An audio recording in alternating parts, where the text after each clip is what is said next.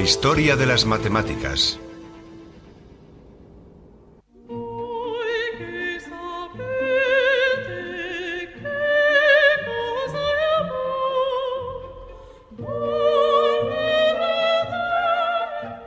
Estoy paseando por las montañas de la Luna.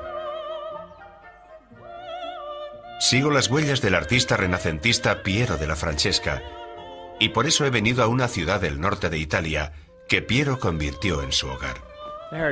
Estamos en Albino.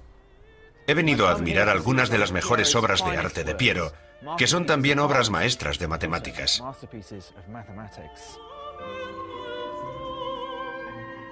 Los artistas y arquitectos de comienzos del Renacimiento recuperaron el uso de la perspectiva, una técnica que se había perdido durante 1000 años. Y usarla de forma correcta resultó más difícil de lo que esperaban. Piero fue el primero de los pintores importantes en comprender por completo la perspectiva, y lo consiguió porque era matemático, además de artista. He venido a ver su obra maestra, La flagelación de Cristo, pero ha surgido un problema. Hemos visto la flagelación de Cristo y es un cuadro asombroso, pero desgraciadamente por varios motivos italianos no se nos ha permitido filmarlo. Pero después de todo, este es un programa de matemáticas, no de arte, así que he usado las matemáticas para dar vida a este cuadro. No podemos ir al cuadro, pero podemos hacer que el cuadro venga a nosotros. El problema de la perspectiva es cómo representar el mundo tridimensional sobre un lienzo de 2 dimensiones. Para conseguir la sensación de profundidad, la sensación de una tercera dimensión, Piero utilizó las matemáticas. ¿De qué tamaño debía pintar a Cristo? Este grupo de hombres están alejados de estos hombres del primer plano. Si se hace mal, la ilusión de la perspectiva desaparece. No es en absoluto obvio cómo se puede representar de forma precisa un mundo tridimensional en una superficie de 2 dimensiones. Observen que las líneas paralelas del mundo tridimensional no son paralelas en el lienzo, sino que se unen en el punto de fuga. Y este es el aspecto que de verdad tienen las baldosas en el cuadro.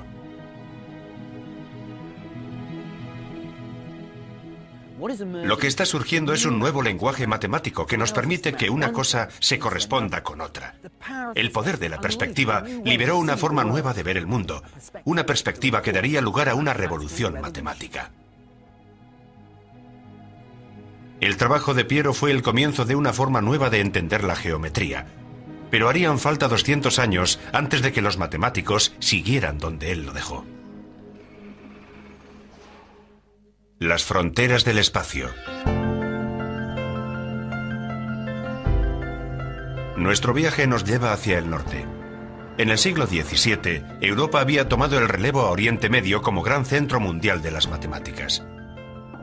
Se habían hecho grandes avances en la geometría de los objetos fijos en tiempo y espacio. En Francia, Alemania, Holanda y Gran Bretaña, el reto era entonces comprender la matemática de los objetos en movimiento. Y la búsqueda de esas matemáticas comenzó aquí, en este pueblo del centro de Francia. Solo a los franceses se les ocurriría bautizar un pueblo con el nombre de un matemático. Imaginen en Inglaterra una ciudad llamada Newton. Es inimaginable. Pero en Francia de verdad valoran a sus matemáticos. Este es el pueblo de Descartes en el Valle del Loira. Hace 200 años lo rebautizaron con el nombre del famoso filósofo y matemático. Descartes nació aquí en 1556. Fue un niño enfermizo y perdió a su madre siendo muy pequeño. Por eso le permitían quedarse en la cama hasta las 11 de la mañana, una práctica que mantuvo a lo largo de su vida. Para practicar las matemáticas a veces se necesita eliminar todas las distracciones y sumergirse en un mundo de formas y pautas. Descartes pensaba que la cama era el mejor sitio para alcanzar ese estado de meditación, y creo que sabía de lo que hablaba. La casa en la que Descartes realizaba sus meditaciones acostado es en la actualidad un museo dedicado a todo lo cartesiano. Sígame. Las piezas que se exhiben, ordenadas por la conservadora Sylvie Garnier, muestran cómo encajan sus ideas científicas, filosóficas y matemáticas. Se muestran también aspectos menos conocidos de la vida y obra de Descartes. Decidió ser soldado. Luchó sin problemas tanto en el ejército protestante como en el católico, porque no era un patriota.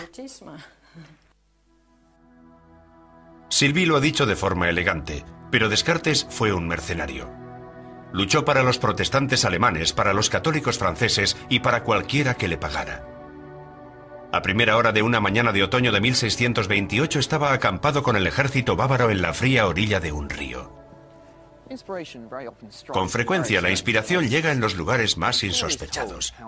Según se cuenta, cierta noche Descartes no podía dormir, quizá porque se había levantado muy tarde, o quizá porque había bebido demasiado celebrando la víspera de San Martín. Fuera como fuera, los problemas daban vueltas en su mente. Estaba pensando en su tema filosófico favorito, pero lo encontraba muy frustrante. ¿Cómo se puede llegar a saberlo todo? De pronto se quedó dormido y en su sueño comprendió que la clave era construir la filosofía sobre la base de hechos matemáticos irrefutables. Se dio cuenta de que los números podían eliminar las telarañas de la incertidumbre.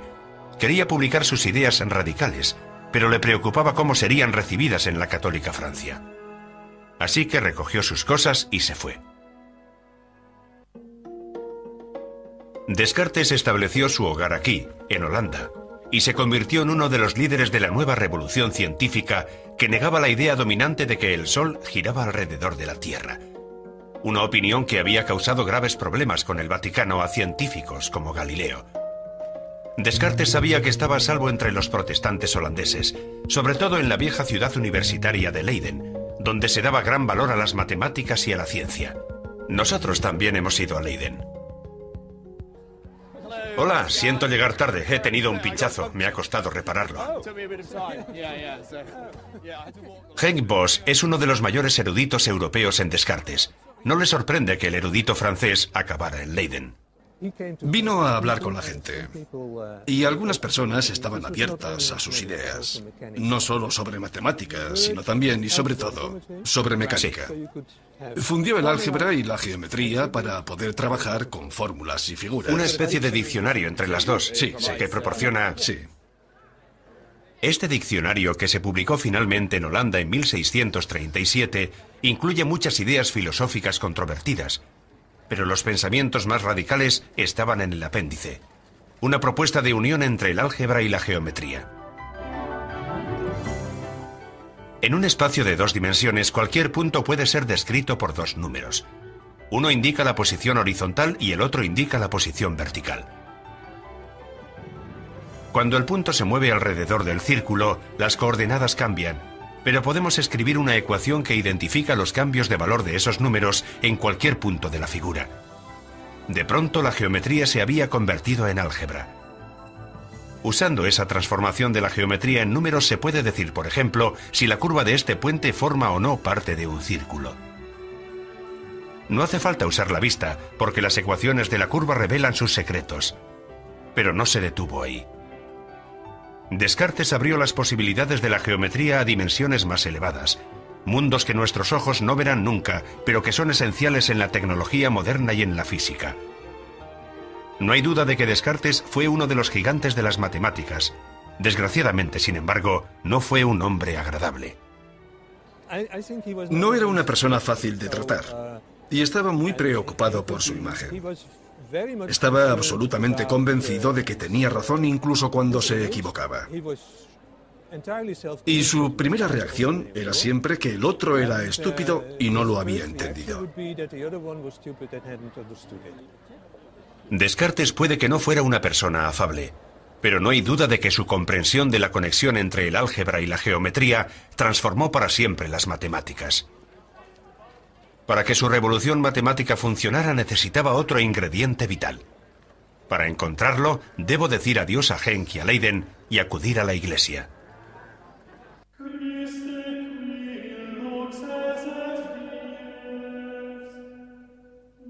No soy creyente, pero no hay duda de que muchos matemáticos de la época de Descartes tenían fuertes convicciones religiosas.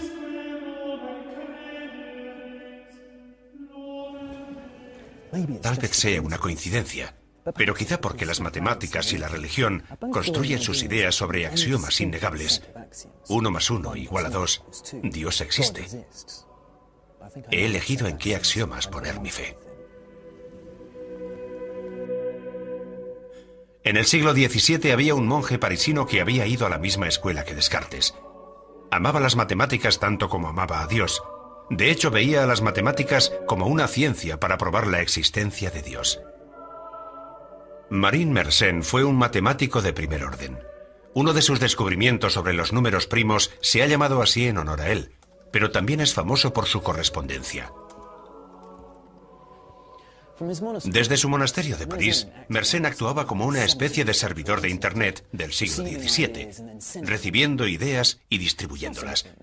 En la actualidad no es tan diferente. Nos sentamos como los monjes matemáticos pensando sobre nuestras ideas y enviamos luego un mensaje a un colega esperando que haya respuesta. En la Europa del siglo XVII había un espíritu de comunicación matemática que no se había visto desde los griegos. Mersenne animó a la gente a leer el nuevo trabajo de Descartes sobre geometría. Hizo también algo igual de importante. Dio publicidad a los nuevos descubrimientos sobre las propiedades de los números realizados por un entusiasta desconocido que acabaría rivalizando con Descartes por el título de mejor matemático de su época, Pierre Fermat.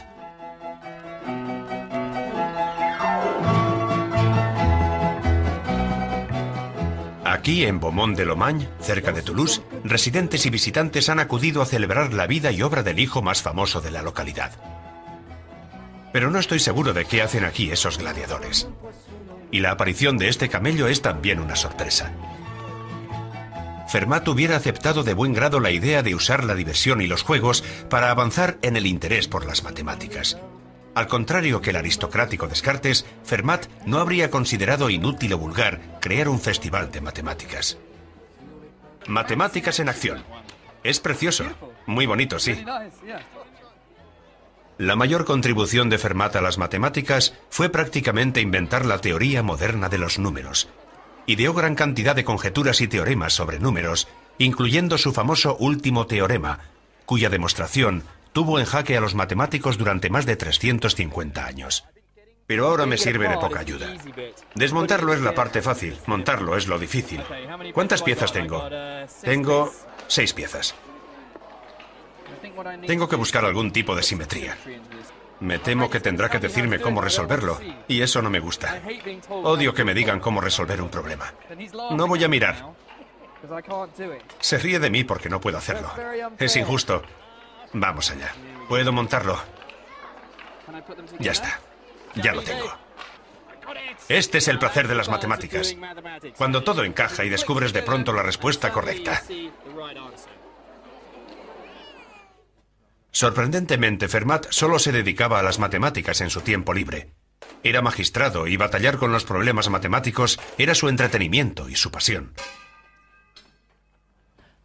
Lo maravilloso de las matemáticas es que se pueden practicar en cualquier lugar. No necesitas tener un laboratorio ni una biblioteca. Fermat hacía gran parte de su trabajo sentado frente a la mesa de la cocina, rezando en la iglesia local o aquí en el tejado. Puede que pareciera un simple aficionado, pero se tomaba muy en serio las matemáticas. Fermat consiguió descubrir pautas en los números que han desafiado a los matemáticos durante siglos. Uno de mis teoremas favoritos de Fermat está relacionado con los números primos. Si tienes un número primo que al dividirlo entre 4 queda 1 como cociente, Fermat mostró que se puede conseguir siempre ese número mediante la suma de 2 números al cuadrado. Por ejemplo, tengo aquí 13 dientes de ajo, un número primo, que deja 1 de cociente cuando lo divido entre 4. Fermat demostró que se puede conseguir ese número sumando 2 números al cuadrado.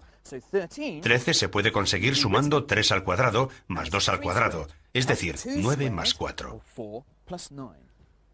Lo asombroso es que Fermat demostró que sin importar lo grande que sea el número primo, si al dividirlo entre 4 el cociente es 1, siempre se puede conseguir dicho número sumando 2 números al cuadrado.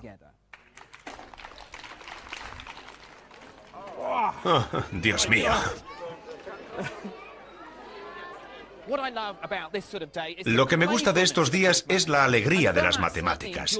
Fermat disfrutaba jugando con los números, le encantaba buscar pautas en los números y quería además demostrar que dichas pautas se cumplían siempre.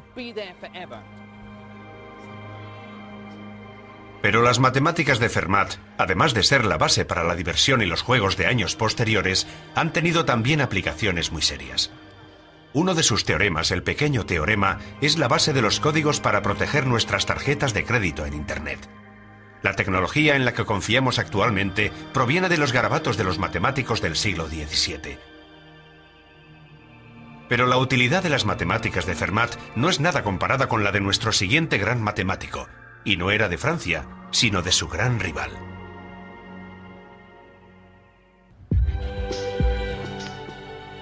En el siglo XVII, Gran Bretaña era un poder mundial emergente. Su expansión y ambiciones requerían métodos nuevos de medida y cálculo, lo que dio un gran impulso a las matemáticas. Las ciudades universitarias de Oxford y Cambridge producían como salchichas los muy demandados matemáticos, y el más importante de todos fue Isaac Newton. Aquí en Grantham, donde nació Isaac Newton y donde están muy orgullosos de él, tienen una preciosa estatua suya y hasta un centro comercial con su nombre, el Centro Comercial Newton, que tiene como logo una bonita manzana. En la escuela a la que asistió había una placa en su honor y en el ayuntamiento hay un museo. Aunque otro de los residentes destacados del lugar, Margaret Thatcher, tiene tanta relevancia en él como Isaac Newton. De hecho, se han vendido todas las tazas de Thatcher y todavía quedan un montón de las de Newton. Así que creo que apoyaré a las matemáticas comprando una taza de Newton. Y las matemáticas de Newton necesitan apoyo. Newton es sin duda muy famoso aquí. ¿Sabe por qué es famoso? No. No lo sé. Descubrió la gravedad. ¿Gravedad? Descubrir la gravedad, sí. ¿Gravedad? El manzano yesó la gravedad. Sí, la gravedad. Si la gente conoce a Newton es por sus trabajos en la física, las leyes de la gravedad y el movimiento, no por las matemáticas. Disculpe. Lo siento, tengo prisa. Tiene prisa. La aceleración, una de las leyes de Newton.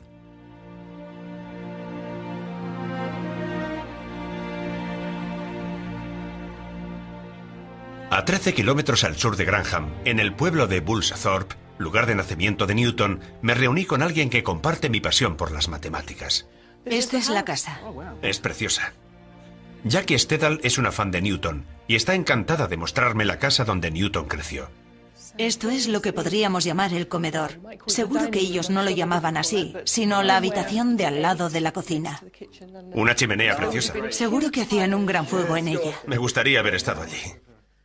Su padre era un labrador analfabeto y murió poco después de que naciera Newton.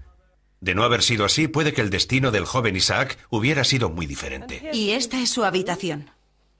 ¡Qué bonita! Y está muy bien conservada. Tienes la sensación de retroceder en el tiempo. Sí, así es. Por el aspecto de su cama veo que era tan desaliñado como yo. Pienso en cómo he dejado mi cama esta mañana. Newton odiaba a su padrastro, pero fue él quien se encargó de que se convirtiera en matemático y no en pastor de ovejas. De niño no era nada excepcional. Un toque de esperanza para los niños del mundo. Sí. Sacaba notas normales en el colegio y tenía muy pocos amigos. No creo que fuera alguien a quien me hubiera gustado conocer, pero me encantan sus matemáticas. Newton regresó de Cambridge a Lincolnshire durante la Gran Plaga de 1665, cuando tenía 22 años. En 2 años milagrosos, aquí desarrolló una nueva teoría de la luz, descubrió la gravedad y garabateó una visión revolucionaria de las matemáticas, el cálculo. Funciona de la forma siguiente. Voy a acelerar este coche de 0 a 100 tan rápido como pueda. El velocímetro me indica que la velocidad cambia constantemente, pero esta es solo la velocidad media. ¿Cómo saber con precisión cuál es mi velocidad en un instante determinado? Así. Mientras el coche avanza por la carretera, puedo hacer un gráfico sobre la misma, en el que el eje vertical es el tiempo que tarda el coche en llegar a un punto. Puedo calcular la velocidad media entre 2 puntos A y B, midiendo la distancia recorrida y dividiéndola por el tiempo invertido en ir de un punto al otro. Pero, ¿cuál es la velocidad exacta en el punto A? Si acerco el punto B más y más al primer punto, obtengo un lapso de tiempo cada vez menor, y la velocidad se acerca cada vez más al valor real. Pero al final tendría que calcular 0 dividido por 0. El cálculo nos permite dar sentido a estas mediciones. Nos posibilita descubrir la velocidad exacta y también la distancia exacta recorrida en un momento determinado. Dio sentido a muchas cosas que tomamos como normales. Por ejemplo, si dejo caer una manzana, Cambia la distancia y la velocidad. El cálculo puede estudiarlo. lo que contrasta con los griegos. En Grecia la geometría era estática. Y como hemos visto, el cálculo lo usan los ingenieros y los físicos porque describe el mundo en movimiento. Sí, es la única forma de enfocar las matemáticas en el movimiento o en los cambios. En esta manzana hay mucha matemática. Creo que el cálculo de Newton nos enseña a comprender el mundo cambiante, las órbitas de los planetas, el movimiento de los fluidos. A través del poder del cálculo tenemos la forma de describir con precisión matemática el complejo y siempre cambiante mundo natural.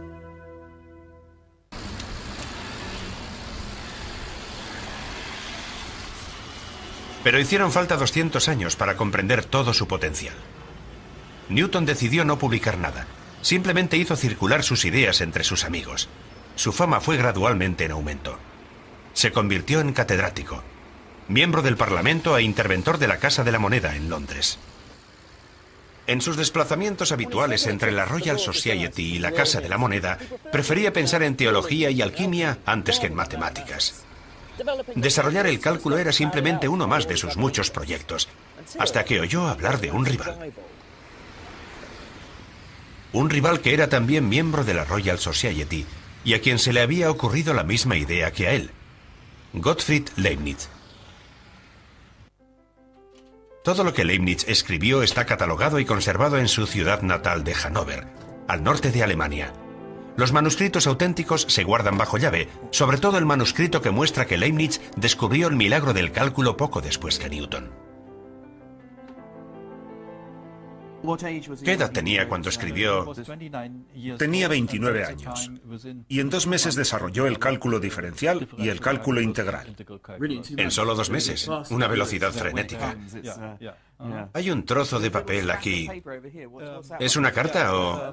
Es un pequeño manuscrito con notas de Leibniz. A veces, al despertarse por la mañana, se le ocurrían tantas ideas en la misma cama que le llevaba toda la mañana y a veces más pasar todas esas ideas a papel. Es precioso. Creo que le gustaba pasar la mañana en la cama. Un matemático auténtico pasa su tiempo pensando en la cama. Veo que tiene algunos cuadros. Es el aspecto que tenía.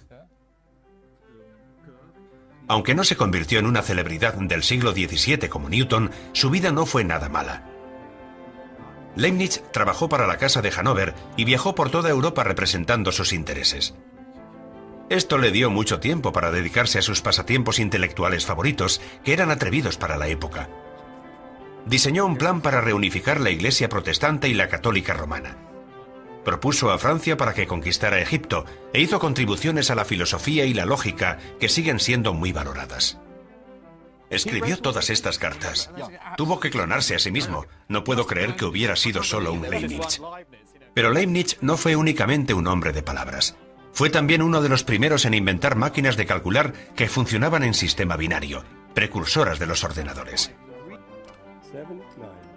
300 años después, el Departamento de Ingeniería de la Universidad de Leibniz, en Hannover, las ha montado siguiendo los diseños de Leibniz. Me encantan los rodamientos. Estos serán nuestros ceros y unos. El rodamiento será el 1. Solo ceros y unos. Vamos a representar el número 127. En sistema binario significa que los 7 primeros dígitos son 1. Ahora añado un 1. Tenemos 127 más 1, que es 128. 2 elevado a 8. Esto va a requerir mucha actividad. ¿Puede mostrar esto? Este es el disparador. Ahí vienen. Tenemos 128, que es 2 elevado a 8. Excelente.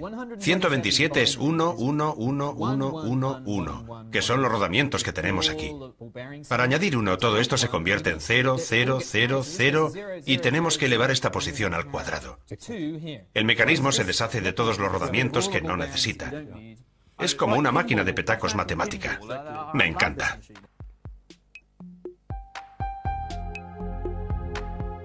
Después de un duro día de trabajo, Leibniz solía venir a los famosos jardines de Herrenhausen, en la actualidad en mitad de Hannover, pero que por entonces estaban en las afueras. Hay una relación especial entre andar y las matemáticas. Has pasado todo el día trabajando y tienes un problema en la cabeza completamente confuso, enmarañado. Necesitas salir a dar un paseo y dejar que tu subconsciente tome el poder. A veces consigues un gran avance simplemente mirando a un árbol. Yo he tenido algunas de mis mejores ideas mientras paseaba por el parque de mi ciudad, así que espero sentir inspiración en la zona de paseo de Leibniz. No tuve la oportunidad de purgar mi mente de desafíos matemáticos porque desde que Leibniz falta de aquí, alguien ha construido un laberinto. Hay una fórmula matemática para salir de un laberinto. Si colocas la mano izquierda en la pared del laberinto y la mantienes en ella mientras avanzas, acabarás saliendo. Esa es la teoría. Veamos si funciona.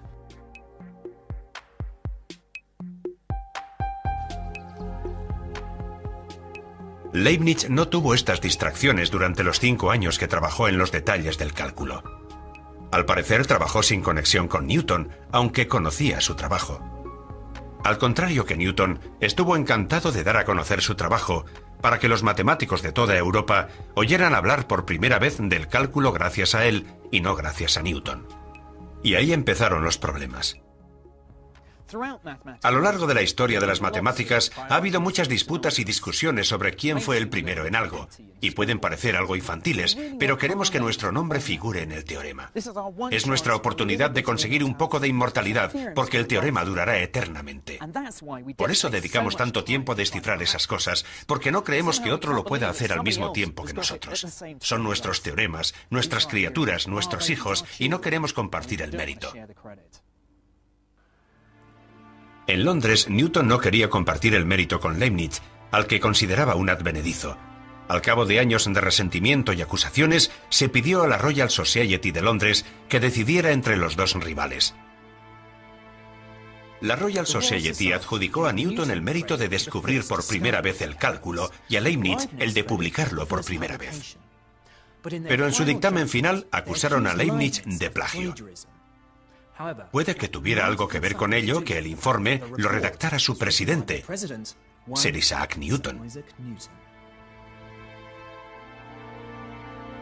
Leibniz se sintió muy dolido.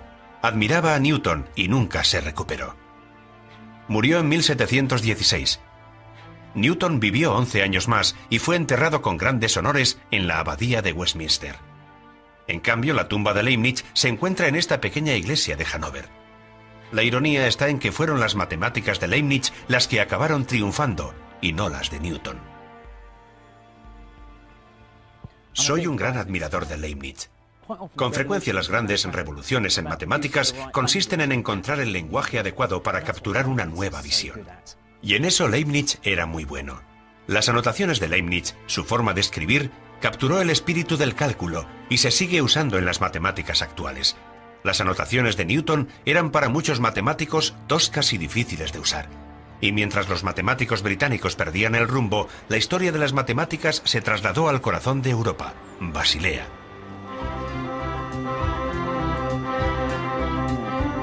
En el apogeo del siglo XVIII, la ciudad libre de Basilea, en Suiza, era el centro de la actividad comercial del mundo occidental.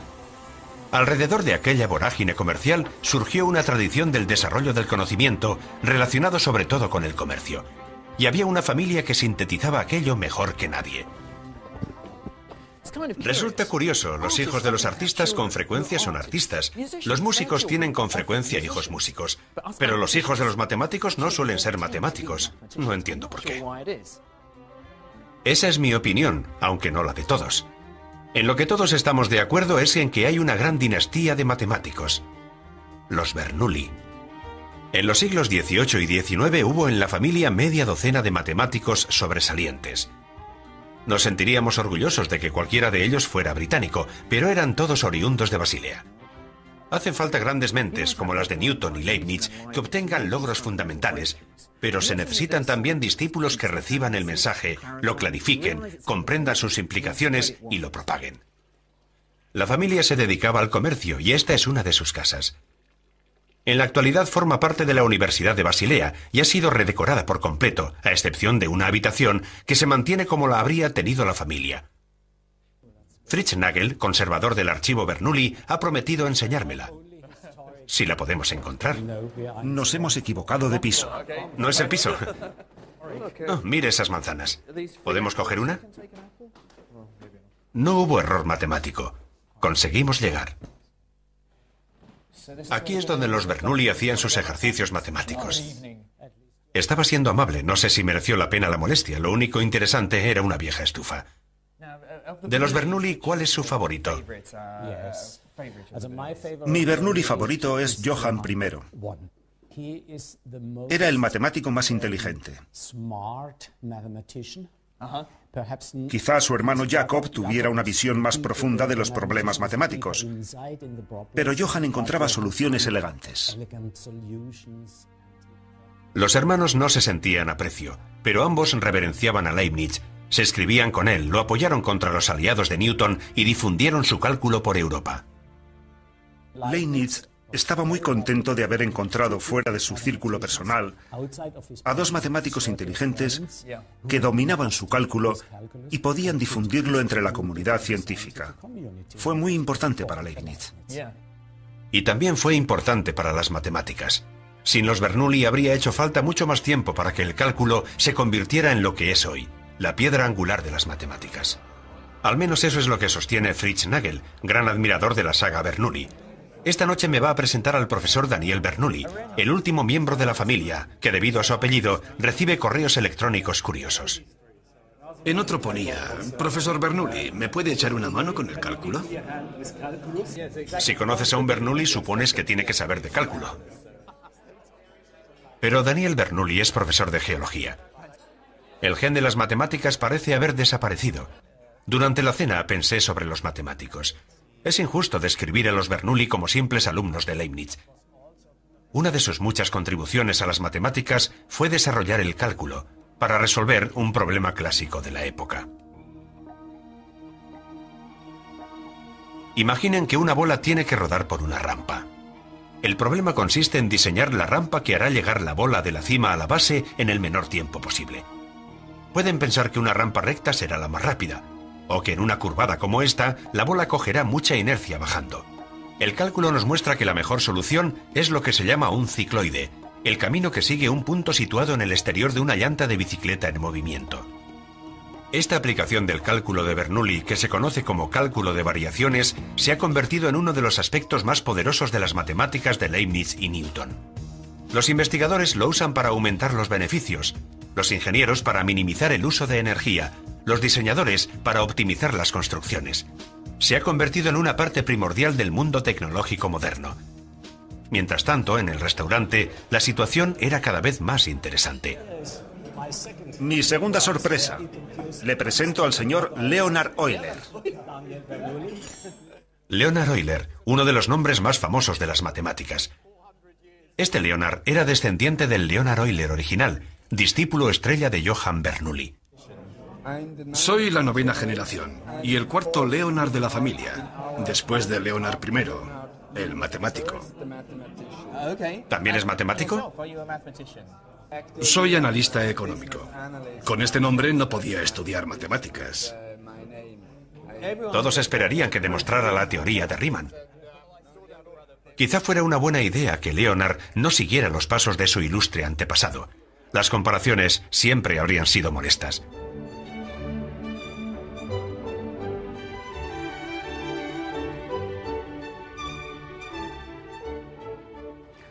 Voy en barco por el Rin y debo reconocer que esta mañana no me siento muy bien. La cena de anoche con Euler y Bernoulli degeneró en brindis por todos los teoremas que Euler y Bernoulli habían demostrado, y la verdad es que demostraron muchos. Nunca más. El resto de los viajeros me lanzaban miradas de desaprobación. Por suerte fue un viaje corto, no como el que hizo Euler en 1728 para empezar una nueva vida. Euler puede que fuera el discípulo estrella de Johann Bernoulli, pero no había sitio para él en la ciudad. Si no te apellidabas Bernoulli, había muy pocas posibilidades de conseguir un trabajo de matemático en Basilea. Pero Daniel, el hijo de Johann Bernoulli, era muy amigo de Euler y logró conseguirle un trabajo en su universidad. Pero iba a necesitar 7 semanas para llegar allí, porque la universidad de Daniel estaba en Rusia. No era un centro de poder intelectual como Berlín o París, pero en el siglo XVIII San Petersburgo era cualquier cosa menos sencilla. Pedro el Grande había creado una ciudad al estilo europeo, y todas las ciudades elegantes de la época tenían una academia científica. La Academia de San Petersburgo es en la actualidad un museo, que incluye varias salas repletas del tipo de curiosidades grotescas que en Occidente se suelen ocultar a la vista del público. Pero en 1730 este edificio era un centro de investigación puntero. Y en él estableció Euler su hogar intelectual.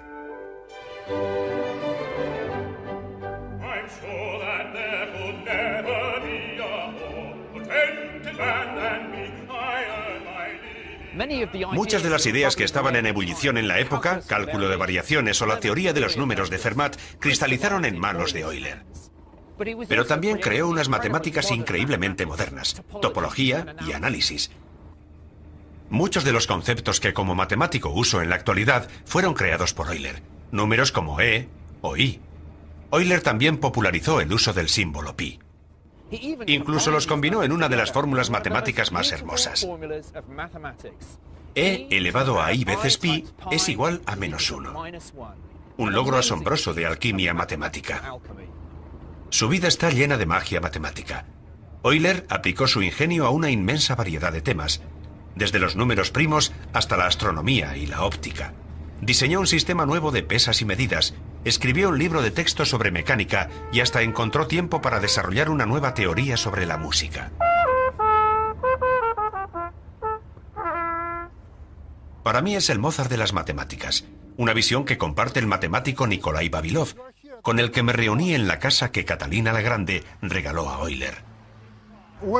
Euler vivió aquí desde el año 66 hasta el 88, lo que significa desde que llegó a San Petersburgo hasta su muerte. Fue miembro de la Academia Rusa de Ciencias, fue un gran matemático. Eso pone.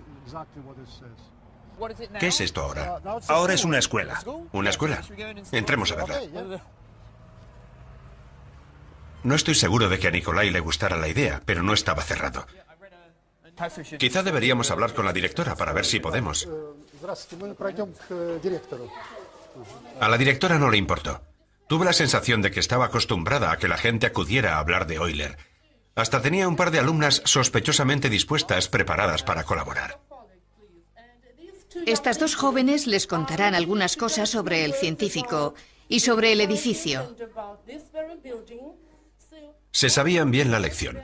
Habían realizado un proyecto en clase sobre Euler, su vida, su feliz matrimonio, sus 13 hijos y la tragedia de que solo 5 de ellos llegaran a la edad adulta. Su primera esposa, a la que adoraba, murió joven, y él comenzó a quedarse ciego.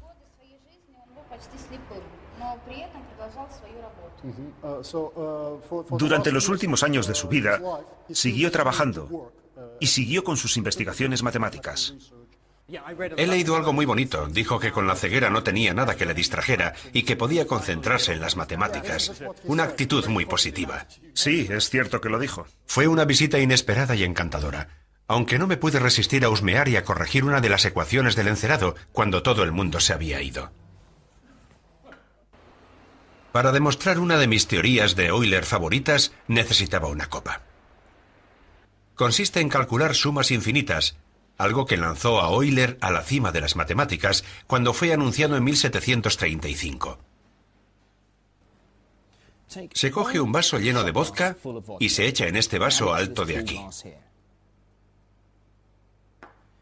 Luego se coge un vaso lleno solo una cuarta parte, o un medio al cuadrado, y se echa en el primer vaso. Luego se coge un vaso lleno solo un quinto, o un tercio al cuadrado, y se añade al primero. Si sigo añadiendo un número infinito de vasos y todos ellos son una fracción al cuadrado, ¿cuánto habrá en este vaso alto? Se llamó el problema de Basilea, después de que los Bernoulli no consiguieran resolverlo. Daniel Bernoulli sabía que no se podía echar una cantidad infinita de vodka. Calculó que el total estaría sobre 1 3/5. Entonces llegó Euler. Daniel se había acercado, pero las matemáticas son precisión. Euler calculó que la altura exacta del vodka sería pi al cuadrado partido por 6. Fue una sorpresa enorme. ¿Qué relación tenía añadir fracciones al cuadrado con el número pi? El análisis de Euler demostró que eran dos lados de la misma ecuación. 1 más un cuarto, más un quinto, más un sexto, y así hasta el infinito, es igual a pi al cuadrado partido por 6. Es un montón de vodka, pero dentro.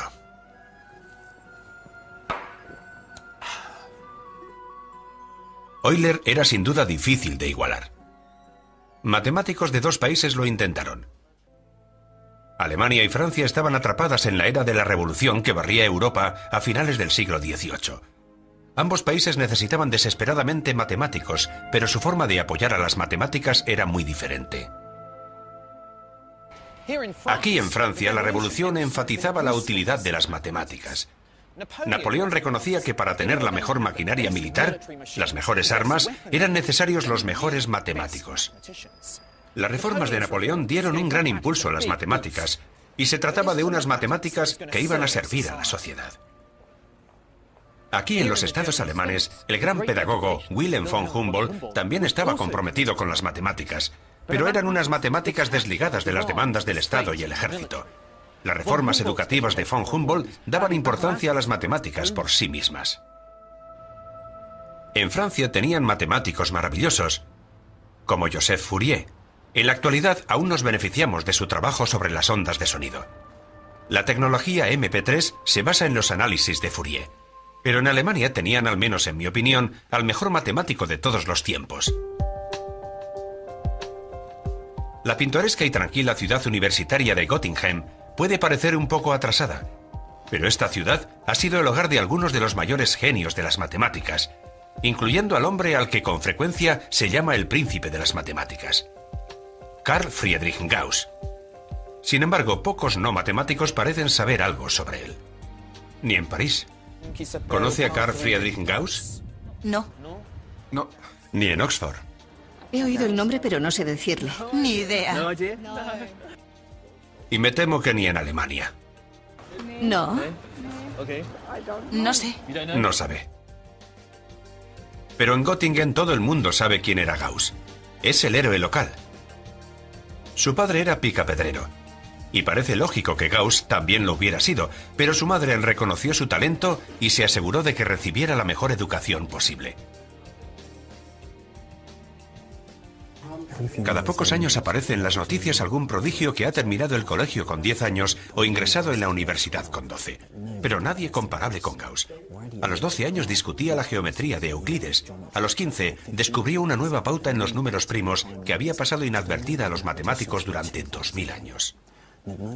A los 19 descubrió la construcción de una figura de 17 lados que nadie sabía que existiera.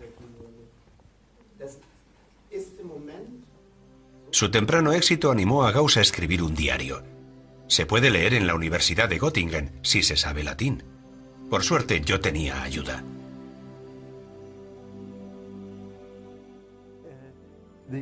La primera entrada es de 1796. ¿Puedo cogerlo? Sí, pero con cuidado. Es uno de los objetos más valiosos de la biblioteca. Lo creo. Tenía muy buena letra. Es un placer estético, aunque no se entienda. Es un placer contemplarlo. Voy a dejarlo porque es muy delicado. El diario demuestra que algunas de las ideas de Gauss se adelantaron 100 años a su época. Aquí hay un signo e integrales. Son integrales. Un tipo de matemáticas muy diferente. Es el primer indicio de la teoría de la función elíptica, que fue una de sus grandes aportaciones. Resulta ya muy complejo. Y esto es básicamente la aparición de la función Z de Riemann. Caray. Es impresionante. La función Z de Riemann se ha convertido en un elemento vital para la comprensión actual de la distribución de los números primos. En algún lugar del diario escribió: he hecho este descubrimiento maravilloso. Y a propósito, ha nacido un hijo mío. Vemos sus prioridades. Creo que conozco algunos matemáticos así. Mis prioridades para el resto de la tarde estaban claras. Necesitaba otro paseo. Por suerte, Göttingen está rodeado de preciosos caminos entre bosques. Era el lugar perfecto para pensar más sobre los descubrimientos de Gauss.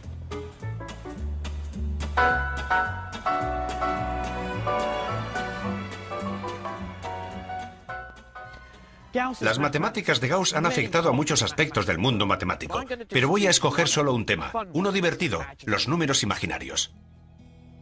En los siglos XVI y XVII, los matemáticos europeos imaginaron la raíz cuadrada de -1 y le dieron el símbolo I. No les gustaba demasiado, pero resolvía ecuaciones que no se podían resolver de otro modo. Los números imaginarios han ayudado a entender las ondas de radio y a construir puentes y aeroplanos. Son incluso la clave de la física cuántica, la ciencia del mundo subatómico. Proporcionan un mapa para ver cómo son en realidad las cosas. A principios del siglo XIX no tenían mapa.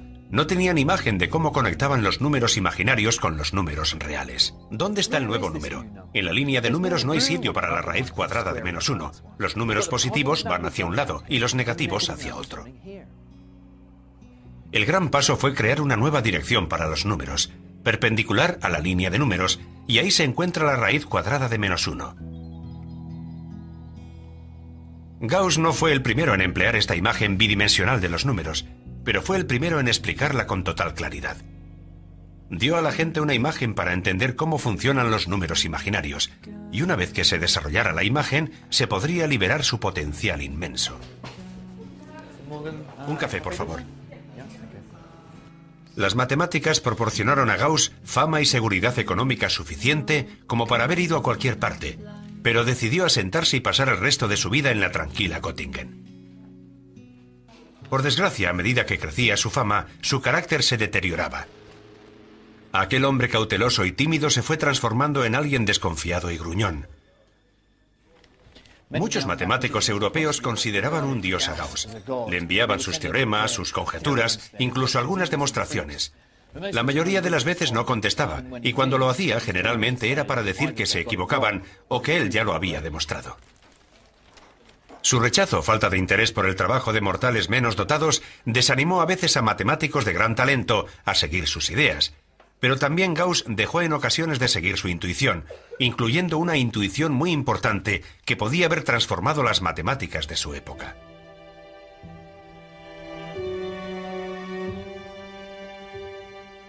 A 15 kilómetros de Göttingen se alza lo que se llama la Torre Gauss. ¡Wow! Es asombroso. Desde aquí hay una vista fantástica, sí. Gauss realizó muchos proyectos para el gobierno de Hannover, entre ellos el primer sistema de vigilancia para las tierras de Hannover. ¿Decidió Gauss hacer esta torre de vigilancia? Como matemático es lo último que se me ocurriría. Él quiso hacerlo. La finalidad principal para hacerlo era descubrir la forma de la Tierra. Comenzó a especular también sobre algo más revolucionario, la forma del espacio. Pensaba que el universo podía no ser plano. Exacto. Y si vivíamos en un universo curvo, no habría nada plano. Eso llevó a Gauss a cuestionarse uno de los principios centrales de las matemáticas, la geometría de Euclides. Se dio cuenta de que esa geometría, lejos de ser universal, dependía de la idea del espacio plano, y no se podía aplicar a un universo curvo. Pero en el siglo XIX la geometría de Euclides se consideraba poco menos que revelada por Dios, y Gauss no quería problemas, así que no publicó nada. Sin embargo, otros matemáticos no se amedrentaron. En matemáticas, con frecuencia es beneficioso formar parte de una comunidad en la que poder exponer y confrontar ideas. Pero en una comunidad matemática suele resultar complicado presentar una idea que desafíe por completo el statu quo, y los grandes avances generalmente vienen de otro lado. Las matemáticas se pueden practicar en lugares muy extraños. Estoy en Transilvania, algo muy adecuado porque voy en busca de un lobo solitario. János Bolyai pasó la mayor parte de su vida a cientos de kilómetros de los centros de conocimiento matemático. Este es el único retrato que he podido conseguir de él. Por desgracia no es él. Es el retrato que el Partido Comunista de Rumanía hizo circular cuando la gente comenzó a interesarse por las teorías de Bolyai en la década de 1960. Como no pudieron encontrar un retrato de János, usaron el de otra persona. János nació en 1802. Su padre, Frank Bolyai, que era profesor de matemáticas, se dio cuenta de que su hijo era un prodigio con las matemáticas y escribió a su viejo amigo Carl Friedrich Gauss pidiéndole que fuera tutor del chico. Tristemente, Gauss no aceptó. Así que en vez de hacerse profesional de las matemáticas, János se alistó en el ejército. Pero las matemáticas siguieron siendo su gran amor. Quizá haya algo en el aire de aquí, porque Bolyai siguió dedicándose a las matemáticas en su tiempo libre. Comenzó a explorar lo que llamaba geometría imaginaria, cuando la suma de los ángulos de un triángulo es menor a 180 grados. Lo asombroso es que esta geometría imaginaria tiene perfecto sentido matemático. La nueva geometría de Bolyai ha pasado a ser conocida como geometría hiperbólica. La mejor forma de comprenderla es pensar en la imagen de una esfera en un espejo, donde las líneas se curvan unas sobre otras. Es muy difícil de representar, ya que estamos acostumbrados a vivir en un espacio en el que todo parece recto y plano. En su pueblo natal de Tirgumures, investigué más sobre las revolucionarias matemáticas de Bolyai. Aquí se reverencia su memoria. El museo alberga una colección de artefactos relacionados con Bolyai, algunos de los cuales pueden ser considerados claramente transilvanos. Todavía conserva algo de pelo, es un poco truculento. El objeto de aquí que más me gusta es una maqueta preciosa de la geometría de Bolyai. La distancia más corta entre aquí y aquí, si te pegas a esta superficie, no es una línea recta, sino esta línea que sigue la curva de este triángulo. En esta superficie, las distancias más cortas forman un triángulo que suma 180 grados.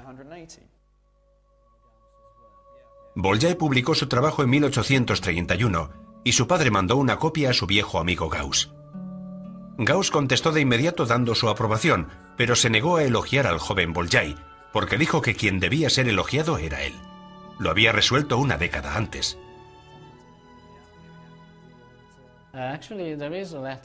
Hay una carta de Gauss a un amigo en la que dice: considero a este joven geómetra un genio de primer orden. Pero Gauss nunca dijo eso a Bolyai, y el joven János se sintió desalentado. A continuación llegó otro golpe. Alguien había desarrollado exactamente la misma idea que él, pero la había publicado 2 años antes, el matemático ruso Nicolás Lobachevsky. Bolyai cayó en picado. Después de aquello, carente de prestigio profesional, no volvió a publicar nada. Al final se volvió un poco loco. En 1860, János Bolyai murió en el anonimato. A Gauss, por el contrario, lo encumbraron tras su muerte. Se puso su nombre a una universidad, a las unidades usadas para medir la inducción magnética y hasta a un cráter de la Luna. Durante su vida, Gauss ofreció su apoyo a muy pocos matemáticos. La excepción fue otro genio de Göttingen, Bernhard Riemann.